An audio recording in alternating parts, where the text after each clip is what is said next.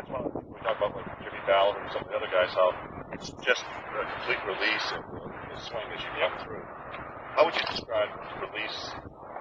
Release to me is a lot more than just having the club face being squared up with your hand. Anybody can do this, but they're going to lose power, they're going to lose direction. Release to me is a full body release. And I see it a lot with amateurs and some of the ladies we worked with earlier. We talked about that shot where they swung and they didn't get their way through, so it was a release like this. I talked with them about making sure that when you make the release, your chest and everything is facing the target where you're swinging the ball.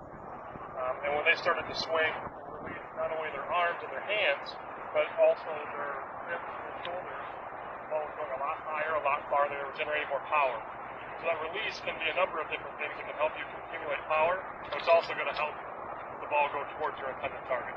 Okay, if anybody's interested, if you want to see the example of a perfect release, there's a couple photos of Eric, which is amazing, because I would think that he was posing as he was coming through.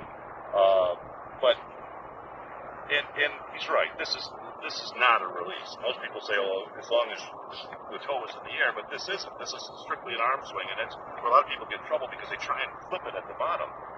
I guess what I was asking though is that as you're coming down, let's presume for a moment that as you start your downswing with your legs, at this point, what is it that you're thinking?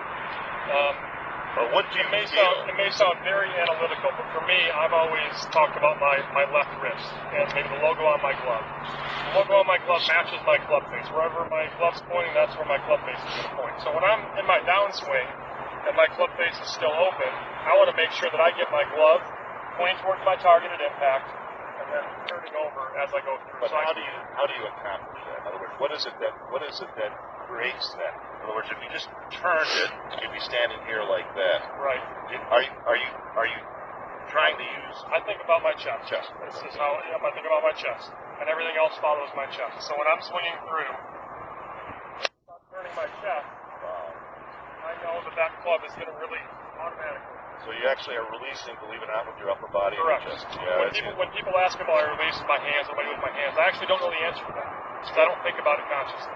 I think about if I rotate my chest through the ball at impact, my hands are naturally going to do what they're supposed to do. It'd be unnatural to rotate your chest and have the club face stay open. To try and manipulate it with your hands. Why don't you get over here, Nicole? Let's go ahead and show us. At this point, what we're all looking at or we're trying to focus on is believe it or not just his hands, but his hands in relation to his upper body, so that as he's turning and as he's squaring the club head, the hands are actually in front of his chest.